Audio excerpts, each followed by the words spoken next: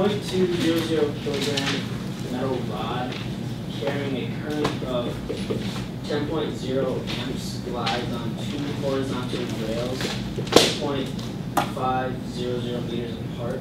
What vertical magnetic field is required to keep the rod moving at a constant speed if the coefficient of kinetic friction between the rod and rails is 0.1? So we have two rails. The top view would look something like this. And there is going to be a magnetic field. This is the top view, which is going to be coming out of the board. Between the two rails, could be everywhere. It's just a constant magnetic field. We're trying to figure out that magnetic field. We have a rod that is placed across the two wires, two rails, if you will. And there is a current through the rod. The current through the rod will have going this way, current through the rod.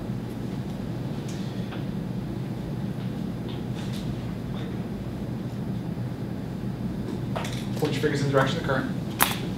Coil your fingers in the direction of the magnetic field. There's going to be a magnetic force that pulls this rod to the right. Looking at it from the front view, we would just see the two rods. Just throwing it out there. If we had, for example, two rods, it would look like this. We could take some sort of metal item, we could put it on there, and it would look then like this from the front view.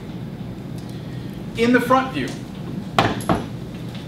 the magnetic field would be up, and the current would be into the page. Again, current, magnetic field, the magnetic force is to the right. Other forces in our free body diagram. Tyler. Force of kinetic friction. To the left. Well, on which? We'll do it in the front view, thank you. All right. Force of gravity on the rod going down, and force normal on the rod going up. There is our free body diagram. Yuchin, next. What next? Some of the force in the y direction, you get the force normal minus the force of gravity, which is equal to mass times the acceleration in the y direction. The acceleration in the y direction is equal to 0, but therefore we get the force normal is equal to the force of gravity, which is equal to mass times the acceleration due to gravity. Keep going. Some of the forces in the x direction. Go ahead. Sorry, we've done that a couple times. There's force of the magnetic field going to the right, and then minus the force of the kinetic friction equals mass times acceleration in the x direction, which is equal to 0. Why is the acceleration in the x direction equal to 0? Because the rod's not moving. The rod is moving. Well, it's not accelerating. It's not accelerating, it's moving at a constant velocity. So the magnetic force is equal to the force of kinetic friction. From here, Hamza. I would reduce force of kinetic friction when using a force normal. Keep going. And the electric force with, is it ILD 9 theta? Cross product, so it's a sign. Yep. Sarah Jane Jones from there. Force normal is equal to mg.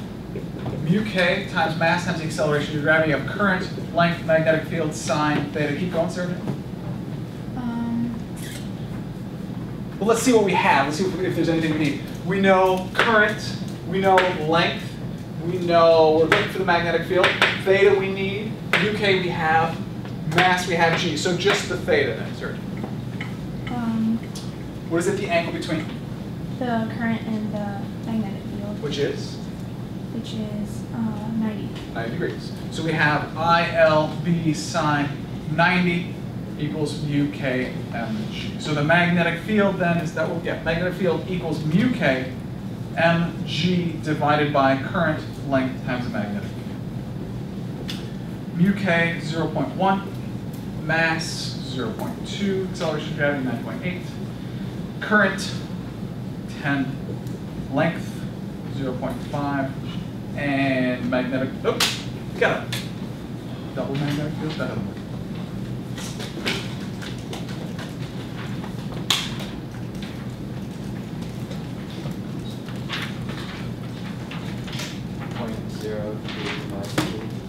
Independent confirmation 0.0392. Yep. Good. Dimensions, Mohit? Wait, what was the question? Dimensions. Oh, sorry, Teslas. In other words, if we have two parallel rails, and we have a magnetic field going between the two rails, which we do, the magnetic field is upward. If I put the positive on one side, the negative on the other side, and I turn it on.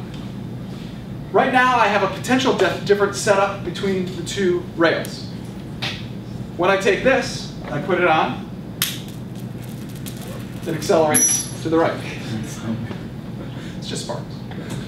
Notice the current is approximately as close to 0 as we're going to get right now. And when I add this, we clearly have current going through it. And when it leaves, we have current. No longer have current. Now, so what's happening here is the current is going this way through the rod.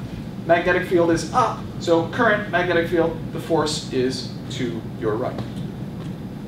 You said it was accelerating to the right? Yeah, there's enough friction where it's not really accelerating. So it's just because like when we sum the forces. In this particular case, they said to have it move at a constant velocity. In this particular case, it would accelerate to the right. It's hard to say whether it is or not.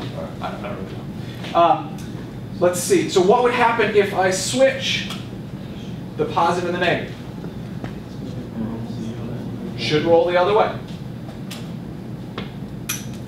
And it clearly does. This is how a railgun works. Right, I'm not going to increase the voltage, thank you for suggesting it. But that's the basic concept of a railgun.